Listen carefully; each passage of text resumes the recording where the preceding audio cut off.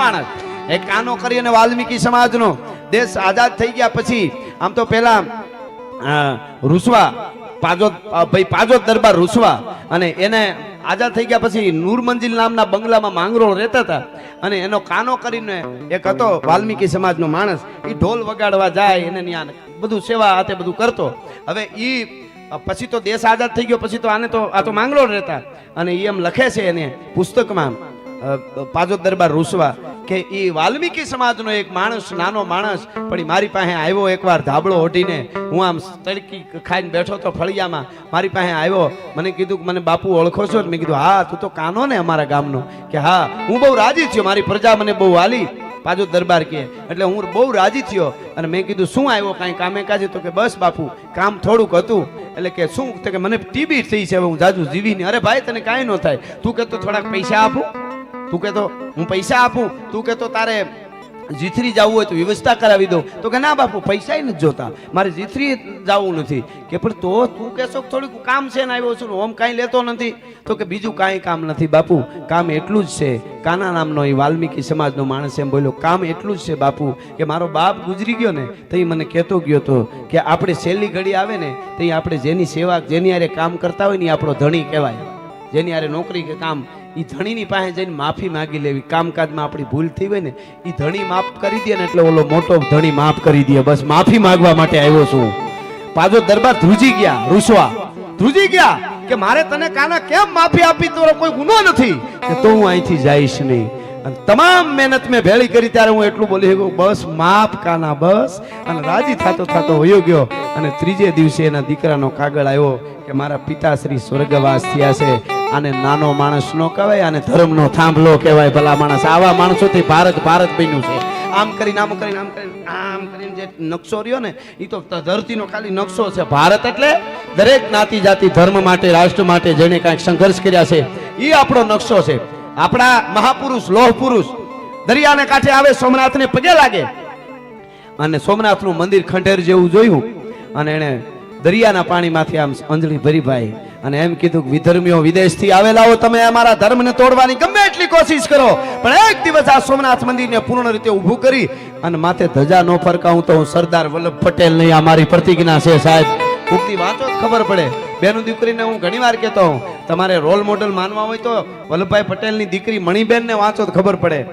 નાની ઉંમરે એનો બાપ ગર્ભંગ થાય વલ્લભભાઈ પટેલ એટલે દીકરીએ નક્કી કરી લીધું કે હવે મારા બાપના લુગડા કોણ ધોવે ને એના રોટલા કોણ ઘડી દે.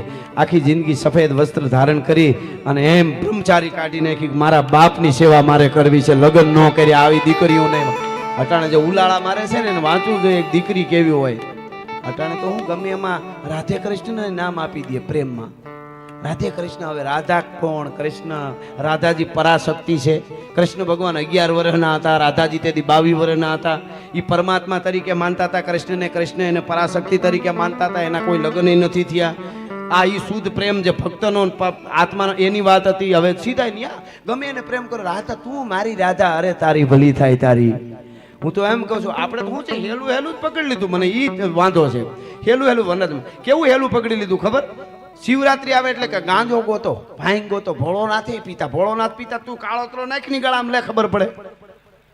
વીસીનો હાર પહેર લે ભોળોનાથ એ કરતો. અને ઊંચા ઊંચું ઝેર જે આવે ને દવા જે ગમે એટલા ખેડૂત સાટવા જાય તો એમ બહુ પેકિંગ રાખવા પડે ને એવી ની એક બોટલ ગટગટાય અને પછી આમ કરીને બેસી જા લેતો પછી વાંધો નહીં ગાંજો પીતો હોય.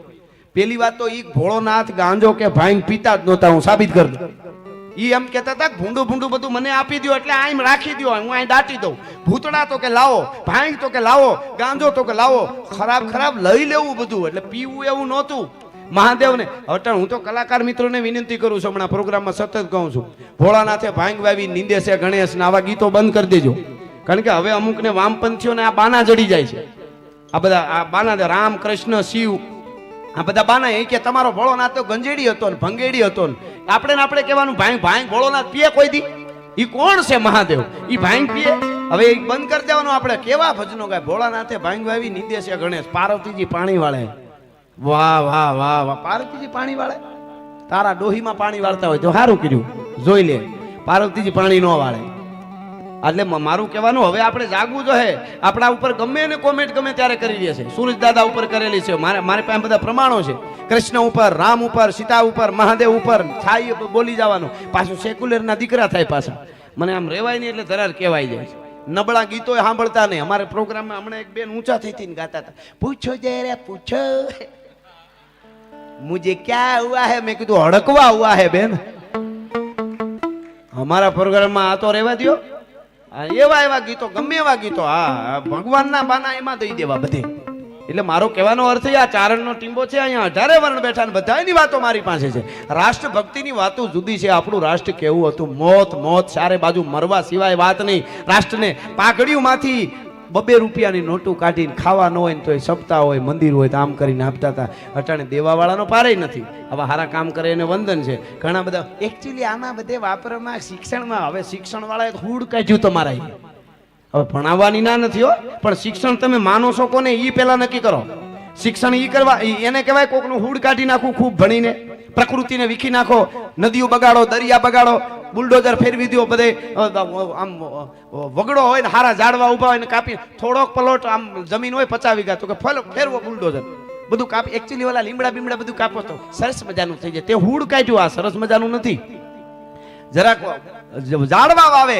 જે પંચ પરિવર્તન હમણાં આરએસએસ લઈને નીકળ્યું છે એના સંદેશો હું દઉં છું પ્રોગ્રામમાં ભાઈ વિવેકભાઈ, કે પેલું તો તમે પરિવાર હારે સાંજે અડધી કલાક પોણી કલાક બેસજો. મોબાઈલ એક બાજુ મૂકીને દાદા દાદી માતાઓ વાર્તા. ગામડામાં તો આપણી માવડીઓ બહુ હાસ્યું છે. શહેરમાં તો રસોઈ નથી બનાવતા. બોલો, અમુક વાર નક્કી કરેલા રવિવાર ફરાણું, છેવટ ઓલા કઈ બહાર ખાવાનો કે તો ટેબલ બહાર રાખીને તમે બનાવીને ખવડાવો, ઘરે નહીં ખાઈ. એટલા બધા આપણે તો માતાજીની હાવ દયા. આપણે હુકમ કરી હગી છે, બાકી તો હુકમ પૂરા થઈ ગયા છે બધા હાવ.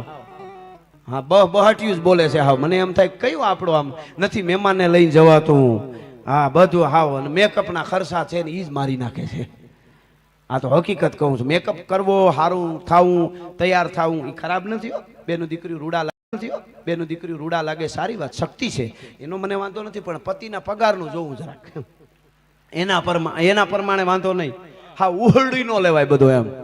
હમણાં તો એક મારી પાસે દુઃખ વ્યક્ત કરતા હતા. એ કે ભગવાને અમારા ઉપર અન્યાય કર્યો. મેં કીધું કેમ? એ કે અમે પરણીને આવ્યું ને તો એ બરોબરનો જમાનો હતો સાસુનો. એ તો જમાનો તો હું કહું, એને તો ઉપાડો કીધો હતો. એ કે અમે પરણીને આવ્યું તો હાહુનો ઉપાડો હતો એમ. અમને એમ થયું કે અમારો જમાનો આવશે જ્યાં અમારે વહુ પરણીને આવી ત્યાં વહુનો ઉપાડો. અમારે તો વયસમાં એમનેમ રહી ગયો, મનની મનમાં રહી ગયા હવે એમ. એટલે કહેવાનો અર્થ મારો એ નહીં, પણ બહુ અદ્ભુત વાત છે. આપણી રાષ્ટ્રમાં આપણા પાસે દુનિયા સંદેશો લે છે. આપણે ફૂલ થઈ જવાનું ન હોય. હમણાં એક ઠેકાણે મારો લગ્નમાં પ્રોગ્રામ હતો ને ગયા તો વરરાજાના મોટા ભાઈને આખું ઘર મારે, ધડધડાટી. ઓલો મોટો બાપો આમથી થપ્પડ મારે, બાપો આમથી મારે. એટલે મેં કીધું લગ્ન જેવો પ્રસંગ છે કોણ મારો? તો કે વરરાજા મોટો ભાઈ છે. મેં કીધું એને મારો કા? એ કે એને ફૂલ લેવા મોકલ્યો તો ને ફૂલ થઈને આવી ગયો. મેં કીધું તો જરાક અમને મોકો દ્યો. એ બધા ટાણા હોય ને, તમને આ કોઈ સૂટ નથી દેતો હું અહીંયાથી, પણ છતાંય બહુ મોટી વાંધો ન હોય, મોટા મોટા ફાર્મ હોય ને ખૂબ કમાતા હોય ને એકલા કોઈ નેડ્યા વગરના ફાર્મમાં બેહીને પીઓ તો કાંઈ મને વાંધો નથી. પણ ઘરમાં બેનનું હક પણ ન થતું હોય તમારા કારણે, ભાઈનું હક પણ ન થતું હોય, ઘરમાં ખાવાનું ઘટતું હોય, વસ્ત્રો લેવાનું ઘટતું હોય, અને પછી જો તમારે પીવાનું મન થાય ને તો ઉંદરડા મારવાની પી જવાય, દારૂ ન પીવાય.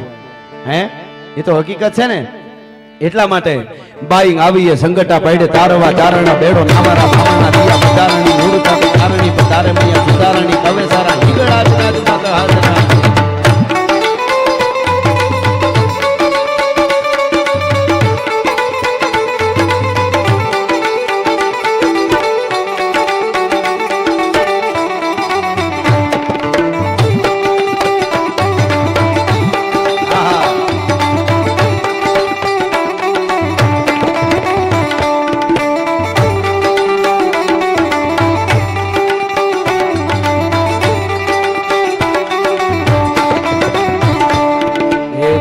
रात्रि है कल्याणी तेरी जोड़ धरा पर कोई नहीं, मेरी मांग बराबर कोई नहीं.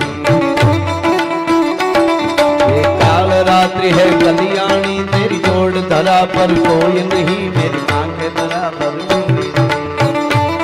माँ माँ एक બળવા સાહેબ કરીને હતા, દલિત બળવા સાહેબ, બહુ મોટા માણસ. એને કરેલી એક વાત તમને કહું, મેં સાંભળેલી વાત. એ બહુ એમના માતુશ્રી મહેમાનોને બહુ જમાડતા. અહીંયા આવડો ગેટ બહાદુરભાઈ બનાવી ગયા, હું તો એમ કહું છું. અને પોતે આવડો મોટો ખર્ચો કરીને આ કથાન કરી શકતા હોય બહાદુરભાઈ, તો બહાદુરભાઈને જ ખાલી અભિનંદન આપું, પણ એની જન્મ દેવાવાળી જનેતાને વંદન કરું છું. ભલા માણસ એને આવા સંસ્કાર આપ્યા છે, આ બહુ મોટી વાત છે. બળવા સાહેબ દલિત હતા અને એને એમ કીધું કે એને બહુ સરસ વાત કરી કે મારા માને મહેમાનનું બહુ કાંઈ ઘરમાં ન હોય તો મહેમાનને જમાડતા. એમાં છેલ્લી ઘડી મારા માતુશ્રીની આવી ત્યારે છેલ્લા શ્વાસ જાતા હતા ને ત્યારે આમ ડહકા લેતા લેતા મેં પાણી દીધું ને તો ગળામાં કંઈક ડૂમો ભરાણો અને સેજ આહુડા આવ્યા ને ગળેથી કંઈક ડૂમો ગળામાં ભરાણો. એટલે મેં મરતા મારી માને માને પૂછ્યું કે માં કેમ ગળામાં ડૂમો ભરાણો? તો માંડ કરીને એટલું બોલ્યો, બેટા મેં આખી જિંદગી મહેમાનોને જમાડ્યા, જે જોઈએ ગમે ત્યાંથી ઉસીનું પાસીનું કરીને જમાડ્યા, પણ એક દિવસ મારે ક્યાંય મળ્યું નહીં તો મહેમાનને આમ બેઠા હતા ને બપોરા ટાણે વૈયા ગયા ને હું તાણ નો કરી ગઈ. એ ડૂમો હતો ને એ અટાણે આડો આવ્યો છે. હા એ મારાથી કહેવાનું નહીં, જમીન જાઓ. કારણ કે પધારો અમારા ભાઈબંધ મિત્ર અશ્વિનભાઈ પધાર્યા છે અહીંયા. પધારો અશ્વિનભાઈ, જય હો. એમની સાથે પધારેલા બધા મિત્રો દાંતી પરિવાર વતી હું એમનું સ્વાગત કરું છું. એટલે એ ડોહીમાં એમ કીધું કે એકવાર હું એમ નો કહી શકી કે જમીન જાઓ, એ ડૂમો ગળામાં માડી રહી ગયો તો ને એ ડૂમો આડો આવ્યો. એટલે કે છે માં काल रात्रि है कल्याणी तेरी जोड़ धरा पर कोई नहीं, मेरी माँ के बराबर कोई नहीं, तेरी ममता से जो गहरा हो ये सात समंदर कोई नहीं, मेरी माँ के बराबर कोई नहीं. काल रात्रि है कल्याणी तेरी जोड़ धरा पर कोई नहीं, मेरी माँ के बराबर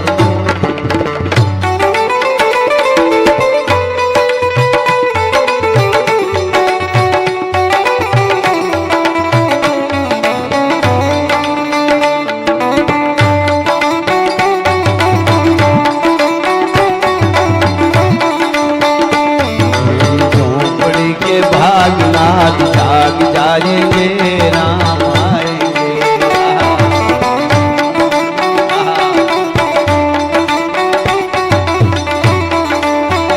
राम आएंगे तो अंगना सजाऊंगी, दीप जला के दिवाली में मनाऊंगी, मेरे जन्मों के सारे पाप छूट जाएंगे राम.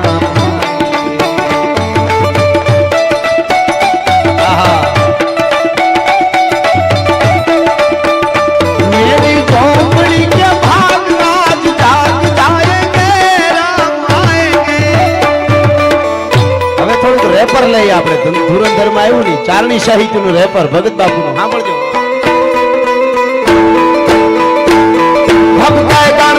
ભયંકર ભૂતળનાથ અજંખર ત્રૈનાથ કે ભણ કે તળિયા મારતા દાઈ બંખર ગાજા ચંગર પા કે તે ડમરુઈ તદંકર શંકર શંકર શંકર મહાદેવ શંકર મહાદેવ.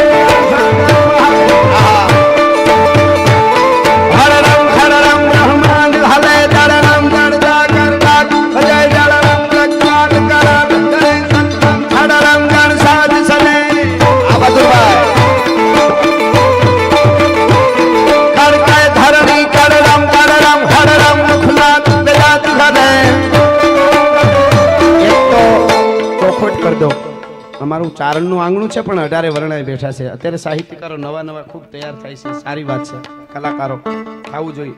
પણ એક મારું એવું માનવું છે કે જેને ળ ન આવડતો હોય ને એને સાહિત્યનો સાળો જ ન કરવો.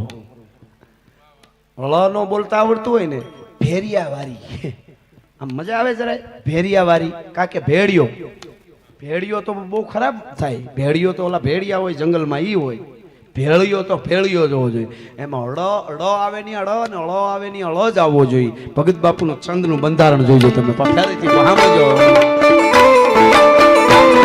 હરરમ ખરરમ બ્રહ્માંડ હલે દરરમ દરદા દરદા પજે સળમ પ્રજાલ કર જો ન્યાળો આવ્યો બોલોડો આયળો. હરરમ ખરરમ બ્રહ્માંડ હરરમ ખરરમ બ્રહ્માંડ હલે દરરમ દરદા દરદા પજે સળમ પ્રજાલ કરાલ જરે સતરમ ખરરમ ગણસાદ સજે કડકે ધરણી કરરમ કરરમ હરરમ મુખનાથ પ્રજા હરે ધર્મે ધર્મોત ધરી પશુપાલન કા